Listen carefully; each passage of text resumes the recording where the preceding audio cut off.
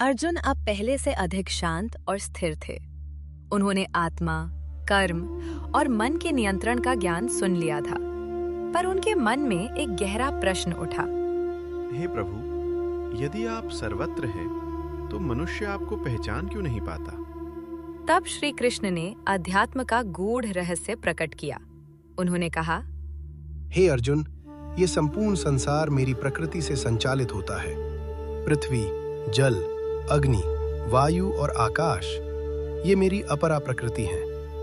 मन, बुद्धि और अहंकार भी उसी का भाग हैं। पर इन सबसे परे मेरी पराशक्ति है, चेतन आत्मा, जो जीवन का स्रोत है।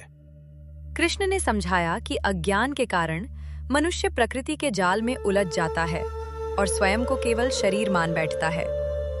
माया बड़ी दुरूह है, पर जो मेरी शरण में आता है, वो इस माया को पार कर जाता है। अर्जुन ने पूछा, हे माधव, क्या हर व्यक्ति आपको प्राप्त कर सकता है? कृष्ण बोले, हाँ, पर जो श्रद्धा, विश्वास और सच्ची खोज के साथ आता है, वही मुझे वास्तव में जान पाता है। अर्जुन के मन में अब यह स्पष्ट होने लगा था कि ईश्वर केवल एक शक्ति नहीं, बल्कि संपूर्ण सृष्टि का आधार है। अर्जुन के भीतर अब श्रद्धा और जिज्ञासा दोनों बढ़ चुकी थीं।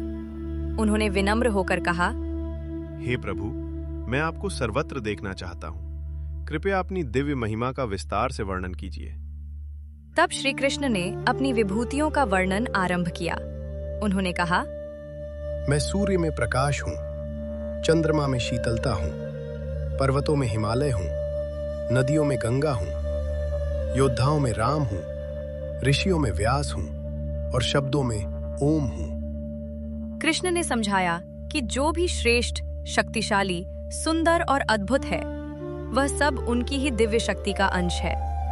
अर्जुन विस्मित होकर सुन रहे थे। उन्हें अनुभव होने लगा कि ईश्वर केवल मंदिरों तक सीमित नहीं, बल्कि प्रकृति के हर कण में विद्यमान है। हर शक्ति, हर सौंदर्य, हर तेज उसी परम तत्व की झलक है। अर्जुन का हृदय भक्ति और विस्मय से भर गया। अब उनके मन में एक तीव्र इच्छा जागी। हे प्रभु, यदि ये सब आपकी विभूतियां हैं, तो आपका वास्तविक दिव्य स्वरूप कैसा होगा? यही से कहानी अगले महान और अद्भुत अध्याय की ओर बढ़ती है।